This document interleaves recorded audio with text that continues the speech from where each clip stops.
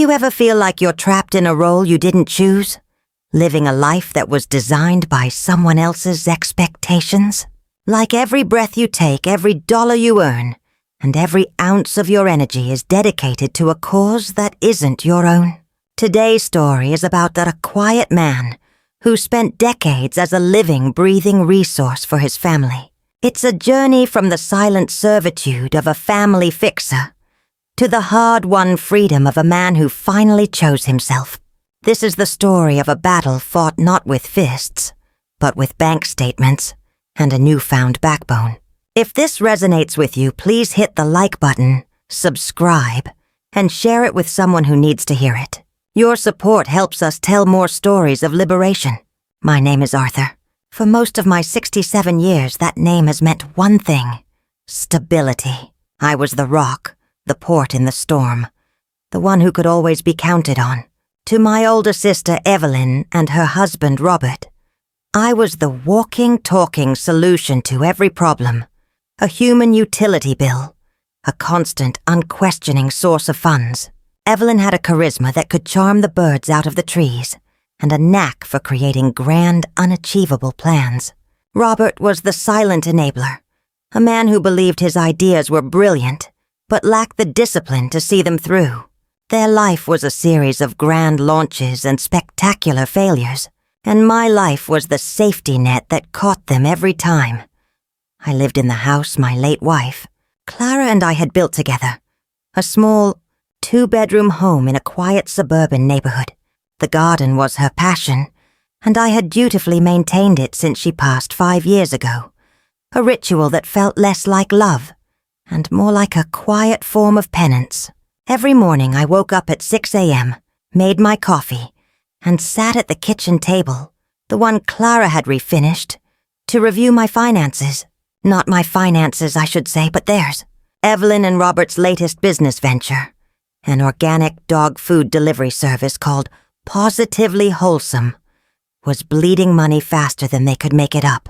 They had already burned through their small retirement savings, 2 lines of credit, and the last of their son's college fund. Their desperation was palpable, and it came to me in daily phone calls, each one more urgent than the last. It started with a simple request. "Arthur, the rent on the warehouse is due.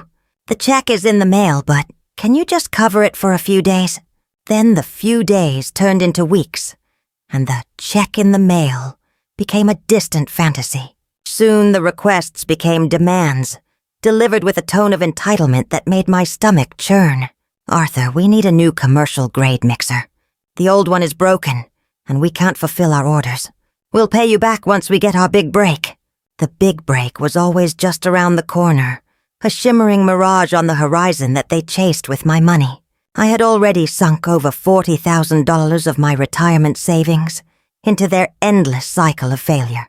The money my wife and I had saved for our golden years, for the trips we had planned, for the peaceful, stress-free retirement we had so lovingly envisioned, was being siphoned away, penny by penny, into a black hole of empty promises. My days revolved around their needs. My phone was a constant source of anxiety, and every ring sent a jolt of panic through me. Was it another emergency? Had they overdrawn their account again? Had the landlord locked them out? I canceled my own doctor's appointments to transfer money, postponed long-overdue home repairs to cover their debts, and ate cheap, canned soup so they could afford to network with potential investors over expensive dinners. My garden, Clara's pride and joy, had become overgrown with weeds. I no longer had the time or the energy to tend to it. My friends stopped calling because I always had to decline their invitations, citing an emergency that was, in fact, Evelyn and Robert's latest financial self-inflicted wound. I was becoming a ghost in my own life, a silent, invisible figure whose only purpose was to fund the lives of others. The constant stress was taking its toll. My sleep was filled with nightmares of bank accounts, with zero balances, and Evelyn's accusatory voice. I had chest pains that my doctor, a man named Dr. Evans, attributed to stress. "You need to relax, Arthur," he had said to me last month. "Find a hobby. Do something for yourself." I had smiled and nodded, knowing that every minute I spent on myself was a minute I wasn't spending on their latest crisis. The most humiliating part was their complete lack of gratitude. They accepted my money as if it were their birthright, as if I were a mere extension of their own financial will. They never once said thank you, or offered to help me with my own house. I was the well they drew from, but I was never invited to drink. One evening, my niece, Chloe, who was Max and Lena's daughter, came to visit. She was 20, a brilliant art student, and the one person in my family who seemed to see me as a human being. She had no idea about the extent of the financial support I was giving her parents, but she knew something was wrong. She saw the weary look in my eyes and the way I jumped every time my phone buzzed. "Uncle Arthur?" she said gently. "Are you okay? You seem so tired." I lied and said I was just getting old, but her words planted a seed in my mind. She saw me. She saw the man, not the money.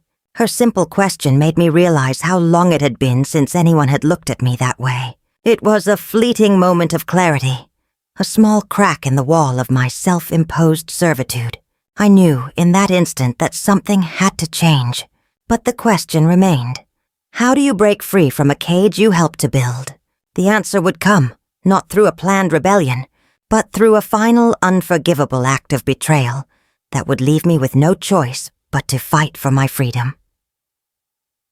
The day after Chloe's visit, the financial demands from Evelyn and Robert escalated from requests to ultimatums. The calls began earlier and ended later, each one a new and more ridiculous crisis than the last. The positively wholesome business, it turned out, was not only failing but also incurring fines from the city's health department for unsanitary conditions. The final blow came on a Tuesday afternoon when Evelyn called, her voice a theatrical mix of desperation and condescension. "Arthur, you have to help us. The health inspector gave us a final warning. We need to pay a $5,000 fine by Friday, or they'll shut us down. You know how important this business is to us, to the family name. It's for everyone's future." My heart sank. $5,000?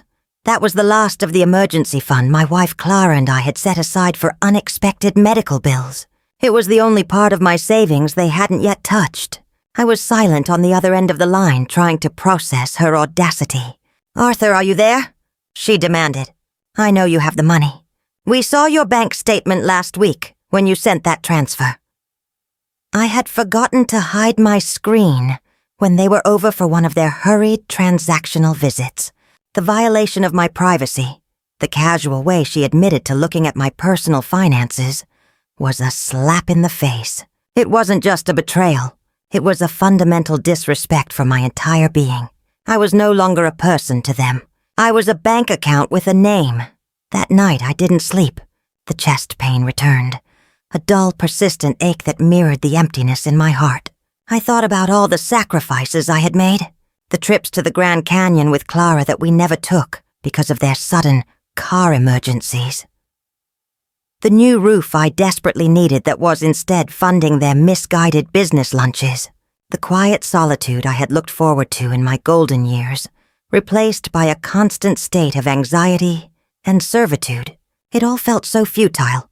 My love for them, my sense of familial duty, had been weaponized against me, used to bleed me dry while they lived a life of careless irresponsibility. The $5,000 demand wasn't just a financial request. It was a final test of my will, a last check to see if I had anything left to give. I knew with chilling certainty that if I gave them this money, there would be nothing left of me, financially or emotionally. I would be hollowed out, a vacant shell of a man waiting for the end. The next morning, I did something I hadn't done in years.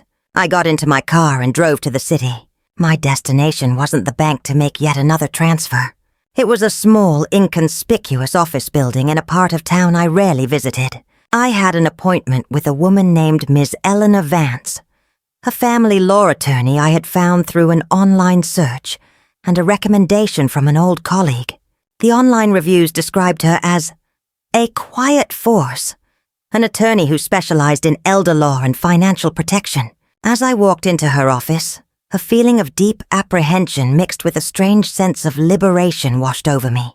I felt like a man walking into a fire, but for the first time in years, the fire was of my own choosing.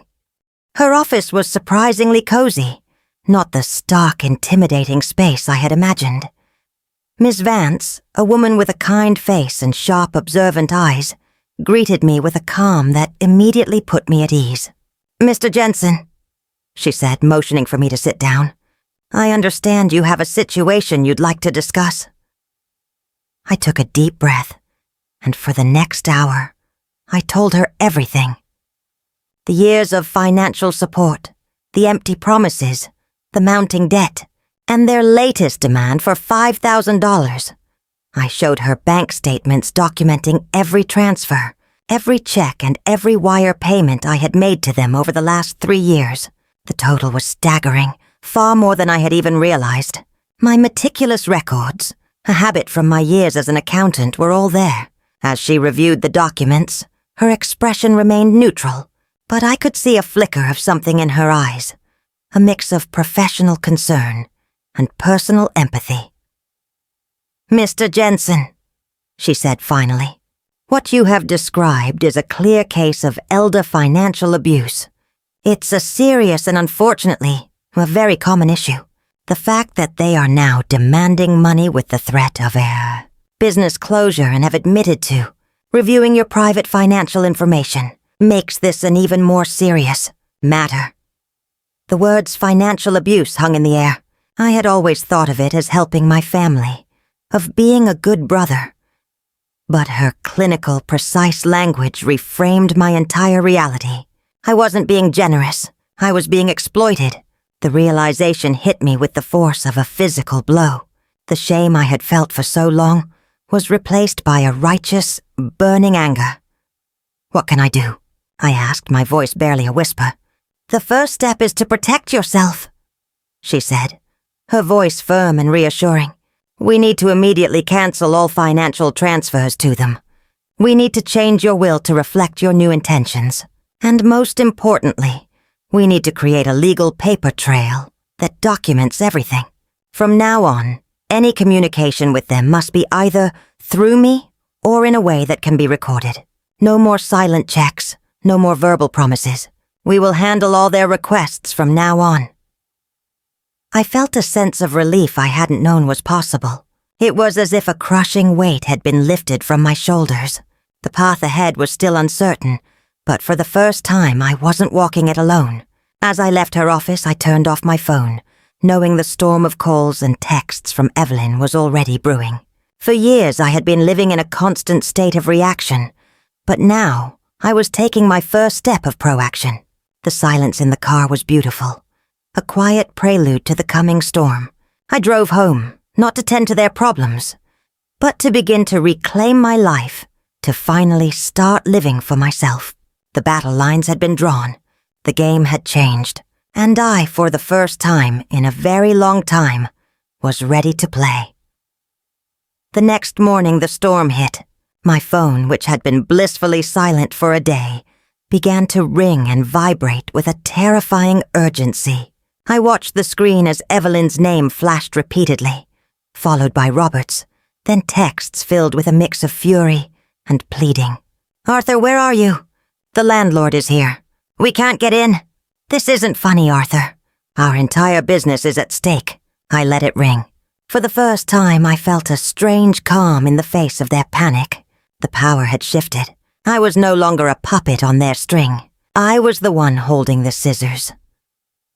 Just as Miss Vance had instructed, I took out a small notebook and began to document everything.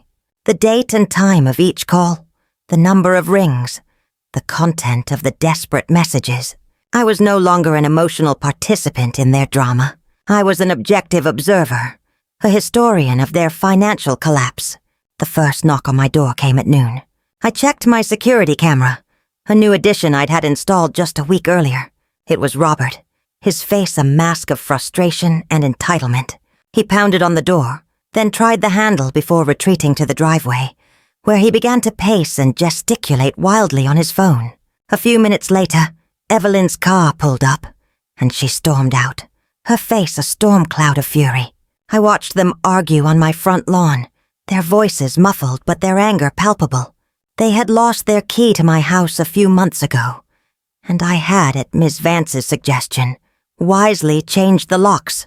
They were locked out, both from my home and, finally, from my life. For 2 hours they stood outside, a spectacle for the entire neighborhood. Evelyn tried to peer through my windows, cupping her hands and shouting my name. Robert tried to reason with her, a futile attempt to maintain some semblance of dignity in their public humiliation. It was a bizarre, almost comical scene, but to me it was a moment of profound significance. This was the first time in my life that I had been the cause of their discomfort, not their savior. The feeling was a complex mix of guilt, sadness, and an exhilarating sense of liberation. I was a man in his own home, watching the people who had controlled him for decades finally lose their grip.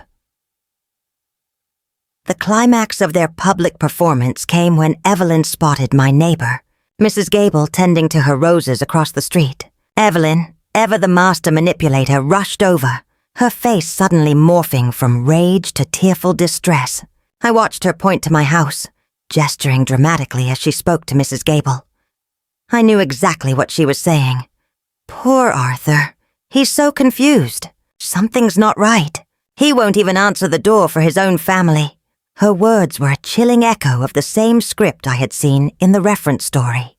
They were trying to portray me as senile, as someone who needed to be saved from himself.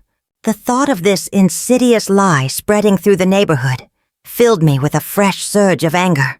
They were not just trying to take my money, they were trying to take my reputation, my sanity, and my right to a peaceful, autonomous life. That evening the phone call stopped. The public spectacle on my lawn had not yielded the desired results. Instead, their strategy shifted, becoming colder, more calculated. The next day, I received a certified letter from a law firm, a thick packet of official-looking documents. The letter was signed by an attorney named Mr. Harrison, a man whose name I had never heard. The documents were a formal request for me to appear in court for a hearing regarding the management of financial assets. They were attempting to declare me mentally incompetent and appoint a legal guardian, my sister Evelyn, to manage my finances. The final betrayal had arrived. The sight of the documents, with their official seals and legal jargon, sent a jolt of fear through me. This was no longer just a family squabble. It was a legal war, a deliberate attempt to strip me of my agency and my hard-won freedom. I immediately called Miss Vance. She was calm and reassuring, her voice an anchor in the stormy sea of my emotions. I expected this, Mr. Jensen. It's a common tactic. When the emotional manipulation fails, they resort to legal threats. We will file a countersuit and a request for a restraining order. Don't worry. We have all the documentation we need to prove their motive is financial and not born out of genuine concern for your well-being. Her words and the calm efficiency of her plan were a lifeline. I wasn't alone. I had a competent professional ally on my side. We spent the next few days preparing our case. We documented every transfer, every phone call, every text message, and every visit from Evelyn and Robert.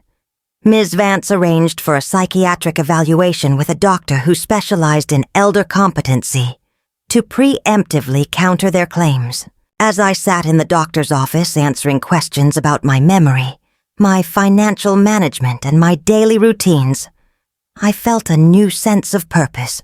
I wasn't just defending my money. I was defending my right to be a person, not a resource.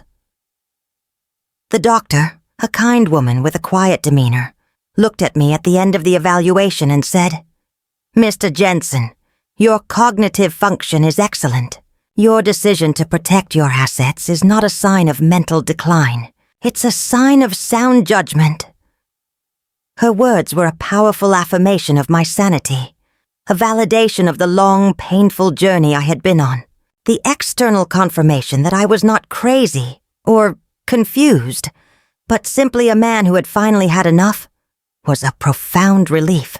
As I walked out of the doctor's office, the weight of years of guilt and self-doubt had finally begun to lift. The battle was far from over, but for the first time I felt ready to fight. I was no longer a victim. I was a survivor, and I was going to win back my life. The week leading up to the confrontation was a blur of legal preparation. Ms. Vance, with her quiet determination, had become my anchor. She was meticulous, poring over my financial records and building a case that was airtight. We scheduled a meeting with my former bank manager, a woman named Sharon, who I had known for years. When I explained the situation to her, she was visibly upset. "Arthur, I'm so sorry. I always wondered what was happening.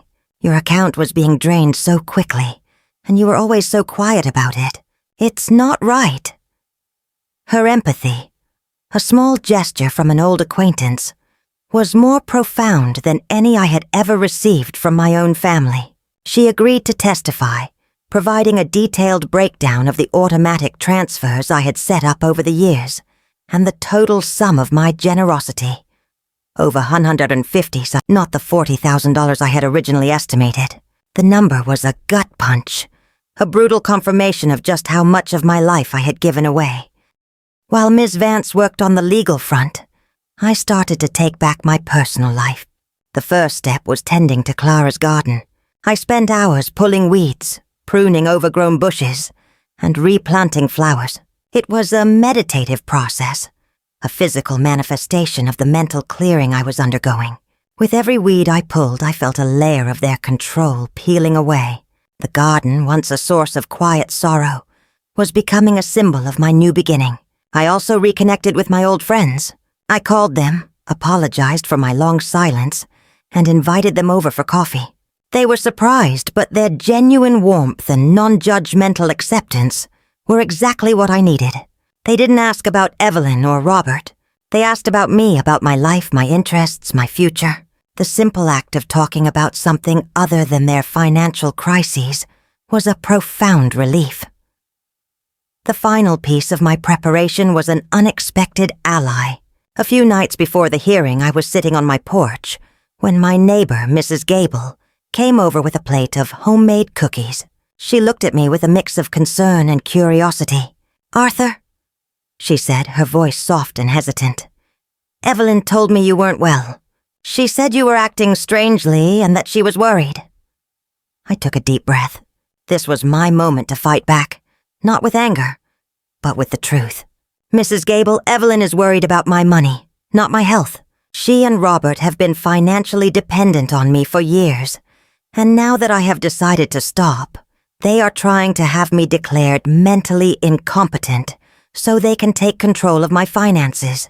The strange behavior she described was me telling them no.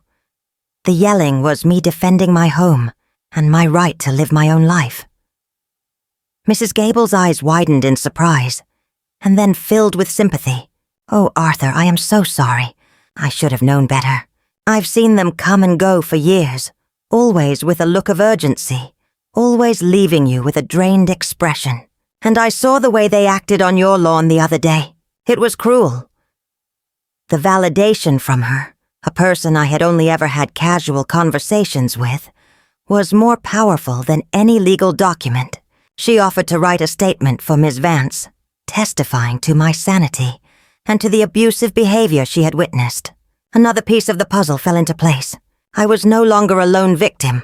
I was a man with a network of support, with friends and neighbors who saw me not for what I could give them, but for who I was. The day of the hearing arrived with a quiet dread.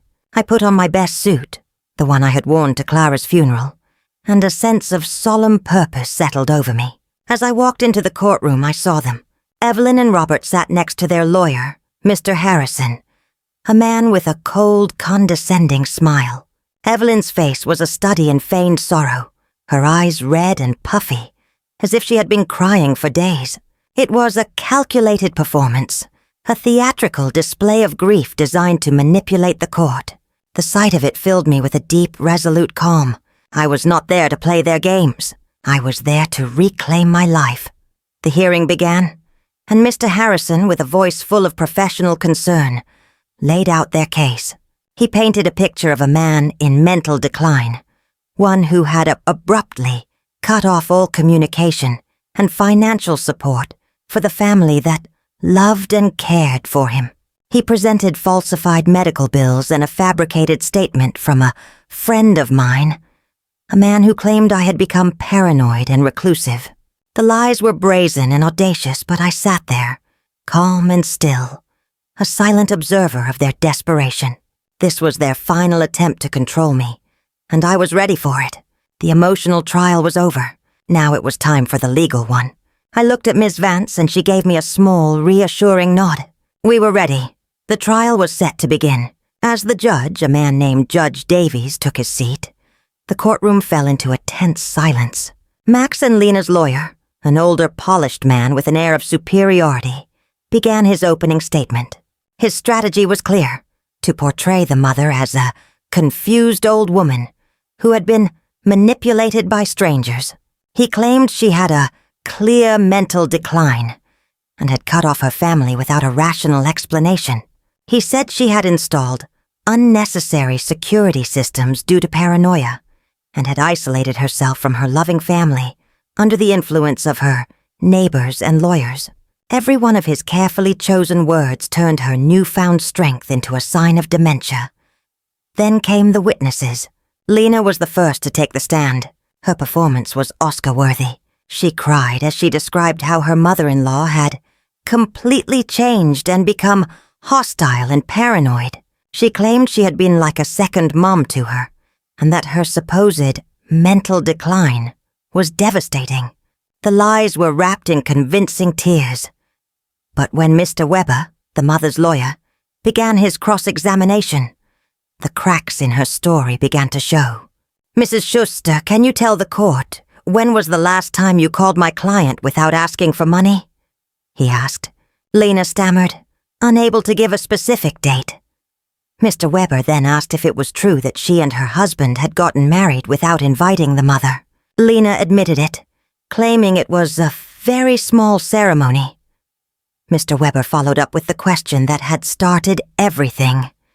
Is it true that when my client asked about the wedding, you told her that you had only invited special people? Lena's face turned red as she claimed the words were taken out of context. Max was next to testify. It was a painful sight for the mother to see. The boy she had raised alone stand on the witness stand and lie about her mental health. He claimed his mother had become erratic and irrational, but Mr. Weber's cross-examination was devastating. He asked Max how much money he had received from his mother in the last 3 years, and when he couldn't give an exact amount, Mr. Weber stated the total, $34,400.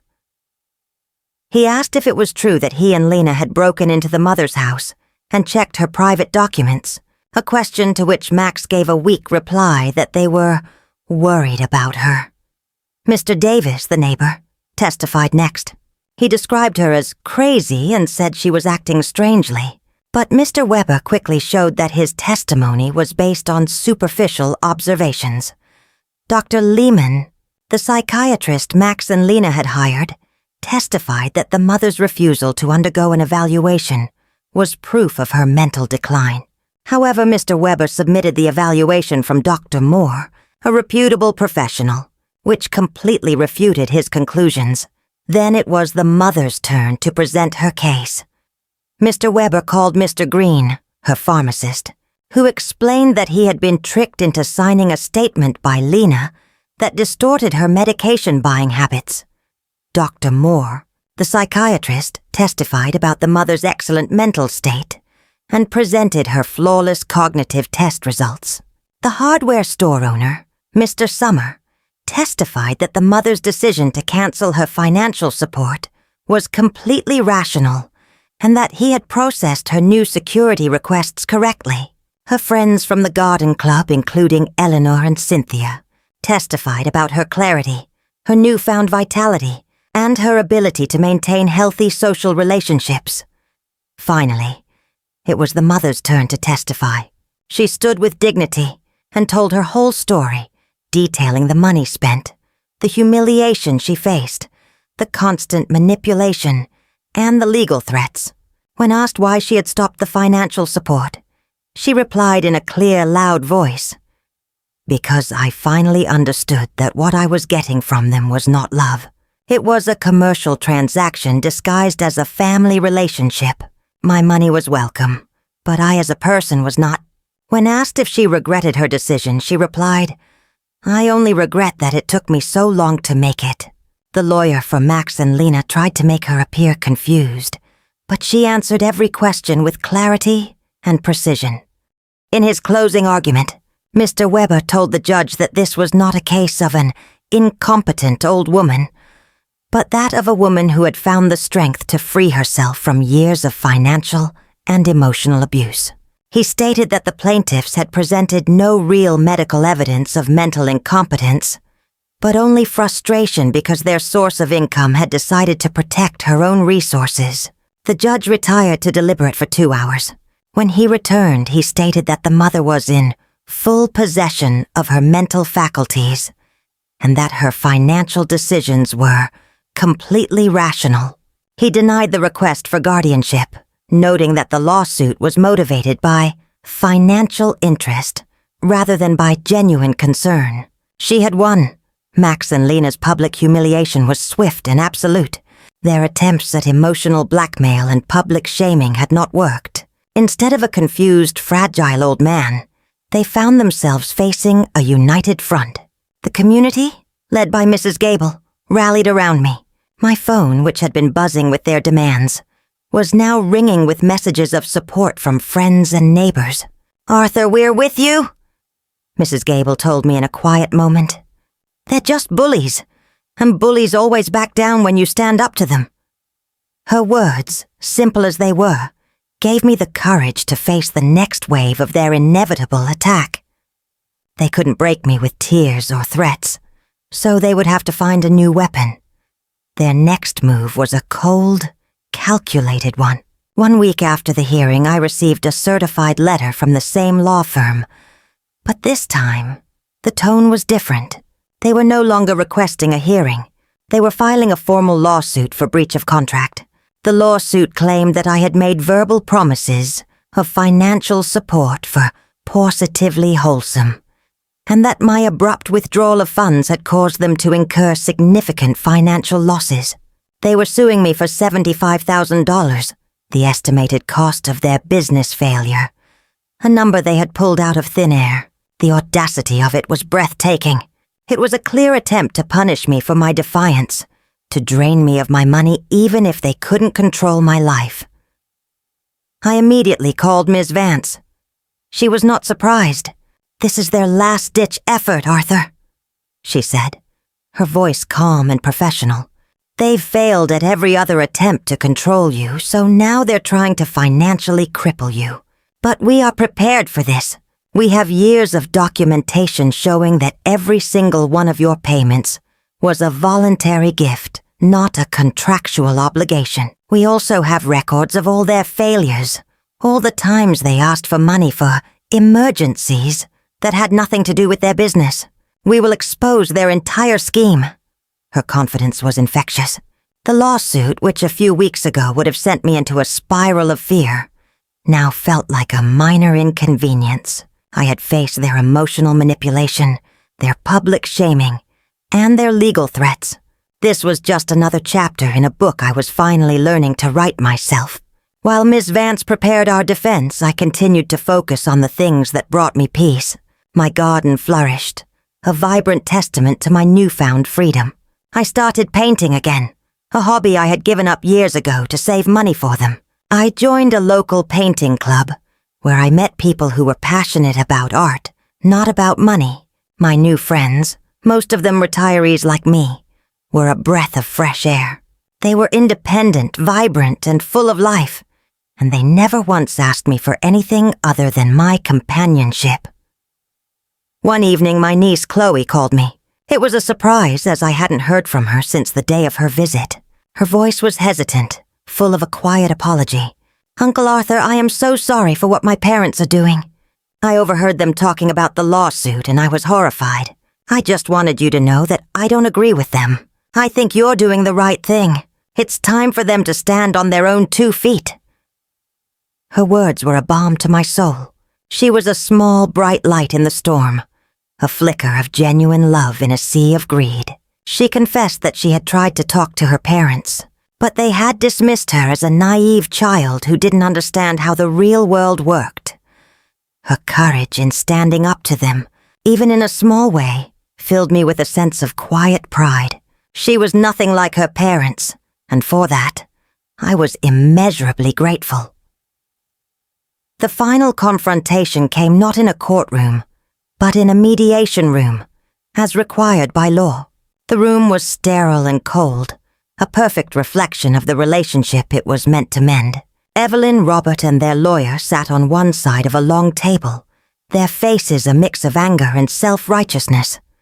Ms. Vance and I sat on the other. "Mr. Jensen has caused a great deal of financial hardship for my clients," Mr. Harrison began, his voice dripping with condescension. "We are here today to find a reasonable solution. A settlement of $75,000 would be a good start." The number hung in the air, a final absurd demand. I looked at Evelyn and Robert, and for a moment I saw them not as the people who had hurt me, but as 2 desperate, sad individuals who had lost their way. The pity I felt was fleeting, quickly replaced by a cold, hard resolve. I had sacrificed too much for them to get to this point. I wasn't going to give up now. Ms. Vance took over, her voice calm and clear as she laid out our case. She presented the detailed financial records, the documented gifts, and the psychiatric evaluation.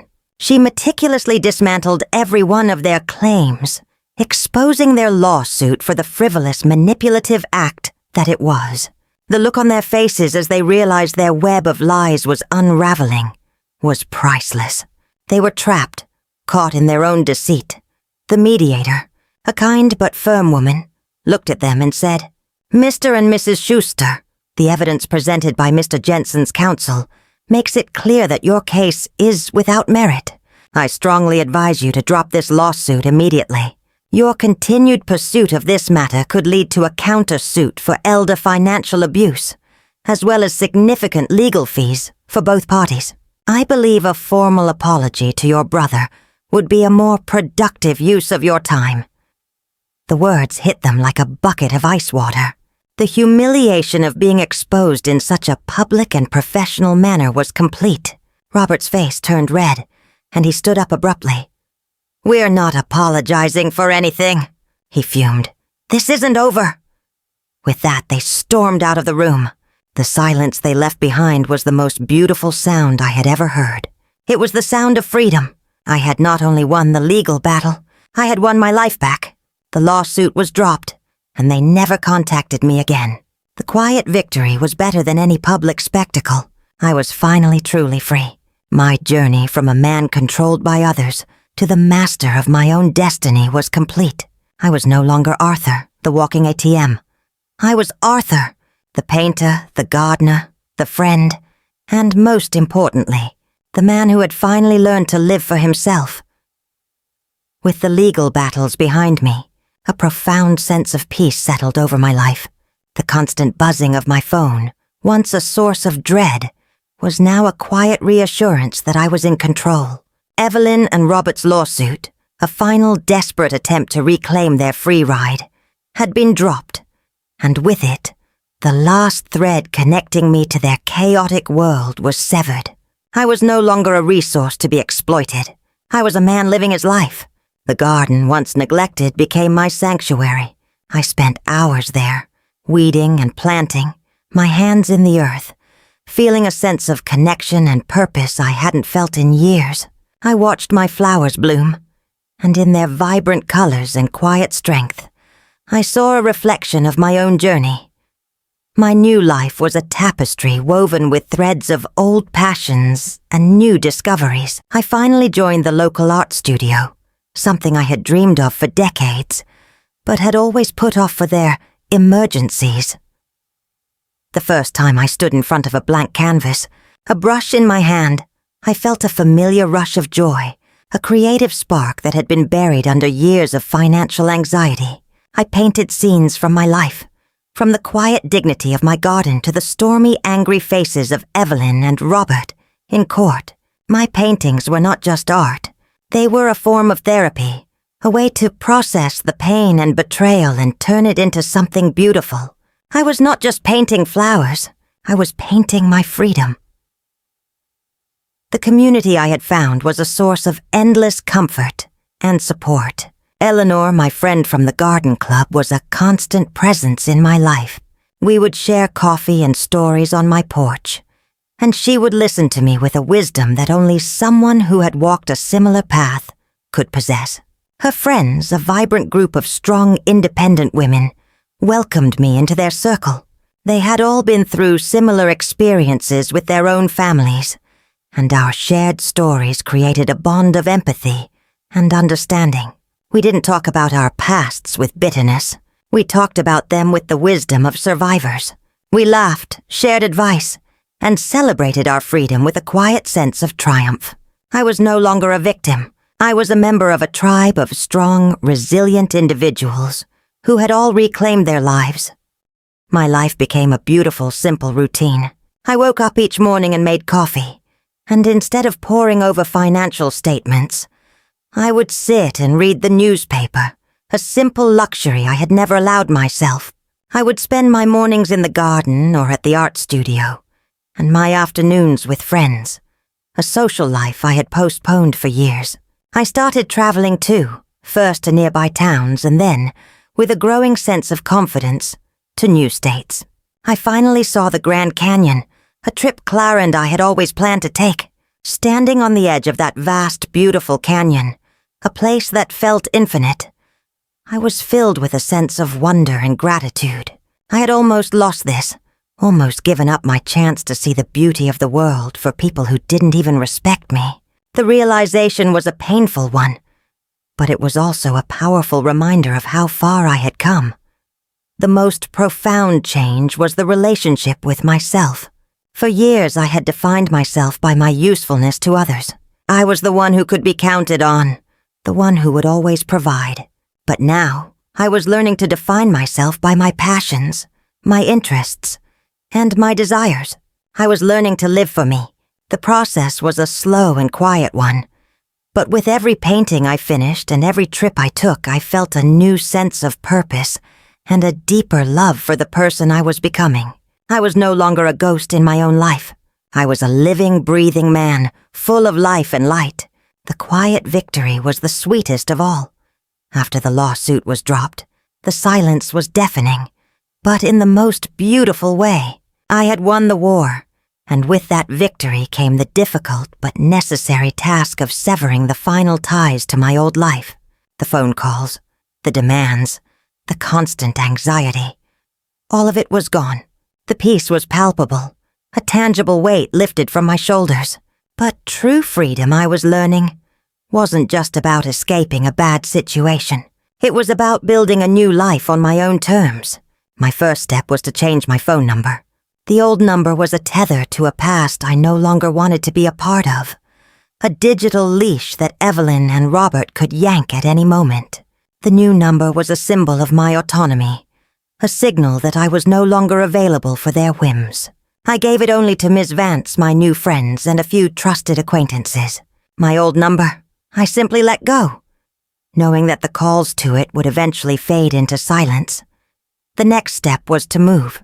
My home, once a sanctuary, had become a place filled with ghosts of my past servitude.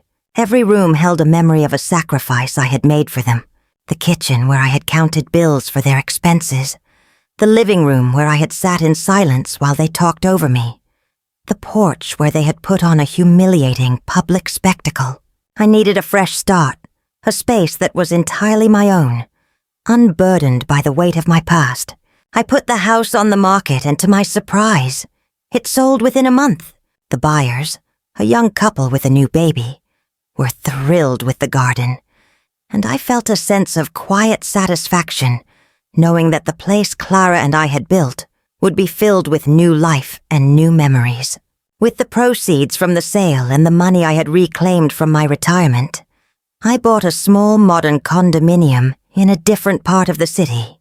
It was a beautiful, sun-filled space with a balcony that overlooked a park, a quiet urban oasis where I could start over. The move itself was a liberating act. As I packed up my belongings, I sorted through years of accumulated things, each one a relic of my old life. I found the pink dress I had bought for Evelyn's wedding, a symbol of a dream that had died. I folded it carefully and donated it to a local charity.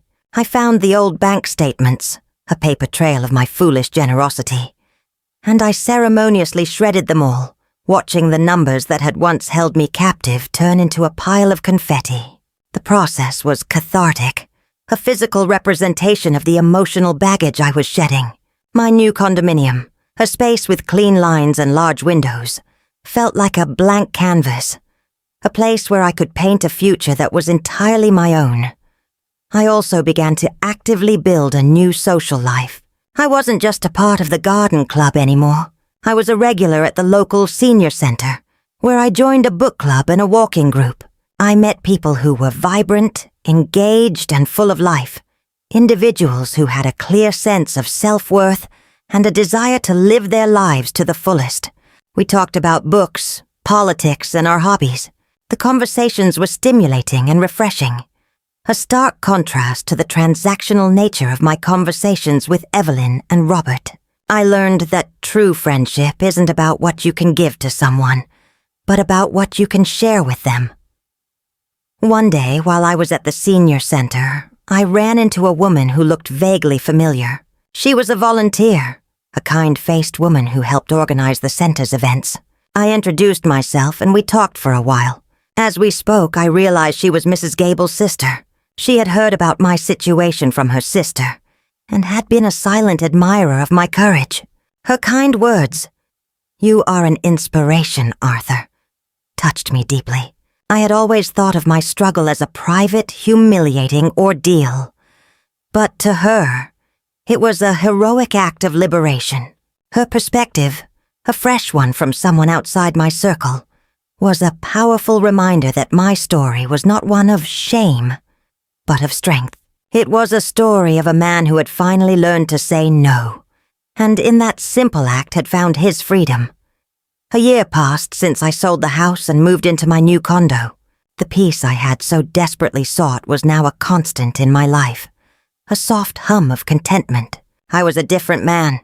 My days were filled with painting, gardening, and the company of my new friends, a community of individuals who saw me for who I was, not for what I could provide. The wounds of the past had healed, leaving behind scars that served as reminders of my resilience. I had not heard a word from Evelyn or Robert. Their silence was a gift, the final chapter of a story I had long ago decided to close. I was in my art studio working on a new canvas when my phone rang. The screen displayed a number I didn't recognize. My heart skipped a beat, a momentary flicker of the old anxiety. But I took a deep breath and answered it. "Hello? Uncle Arthur?" a voice asked, hesitant and soft. It was Chloe.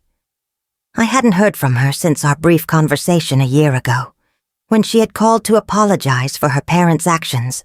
"Chloe, is that you?" "Yes, it's me. I hope I'm not bothering you." "Not at all, dear. It's so good to hear from you. How are you?"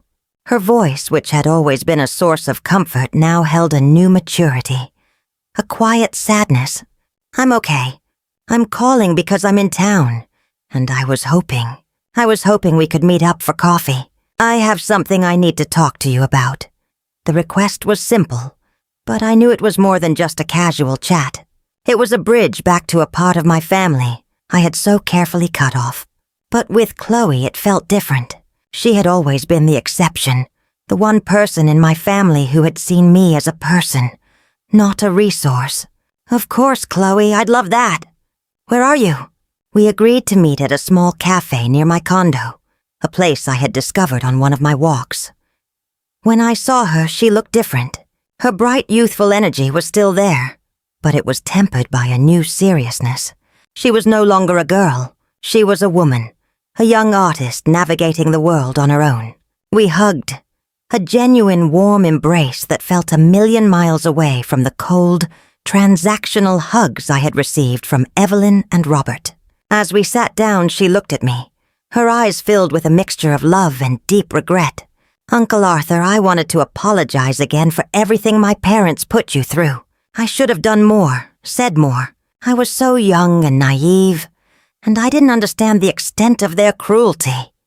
I reached across the table and took her hand. "Chloe, you were a child. You did nothing wrong. It was not your responsibility to protect me from them. It was my responsibility to protect myself." Her eyes welled up with tears. "But you were always there for them, and they just used you. It's so sick." The honesty in her voice was a balm to my soul. She wasn't making excuses for them. She was acknowledging their abuse for what it was. She then began to tell me about her own life. She had moved out, cut off financial support from her parents, and was now working 2 jobs to put herself through art school. "I had to do it, Uncle Arthur," she said. "I saw what they did to you, and I realized that I couldn't become like them. I couldn't build my life on someone else's generosity. I had to learn to stand on my own 2 feet, just like you did." Her words were a profound vindication. My journey, my struggle had not been in vain. It had served as a warning, a powerful lesson for the next generation. I had not only saved myself, but I had also, unknowingly, saved her from following a similar path of entitlement and emotional exploitation. She told me that her parents' lives had not improved. The dog food business failed, of course. They've moved into a smaller apartment and they're still in debt. They blame you for everything, of course. They say you abandoned them, that you are a cruel, selfish old man. The words didn't sting. They felt hollow, a pathetic echo of a past I had so successfully left behind. "And what do you say?" I asked. She smiled, a sad, knowing smile.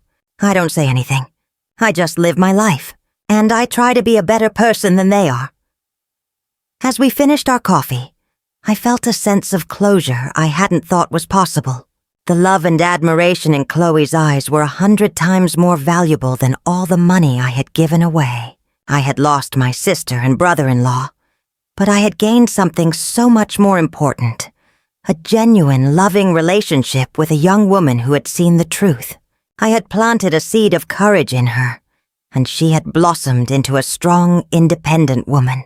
My journey had come full circle. I had started as a man who gave everything away, and I had ended as a man who had reclaimed his life, his dignity and his freedom, and in doing so, had taught the next generation a powerful lesson about self-worth and independence. 3 months after my final conversation with Chloe, I received a small package in the mail.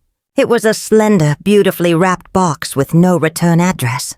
My new home was equipped with a security camera, a silent guardian that gave me peace of mind. But the package was a mystery. I carefully opened it and inside found a beautifully crafted handmade clay mug. It was a simple, elegant piece, glazed in a deep, rich cobalt blue, and on its side, etched into the clay, was a small, delicate design of a blooming rose.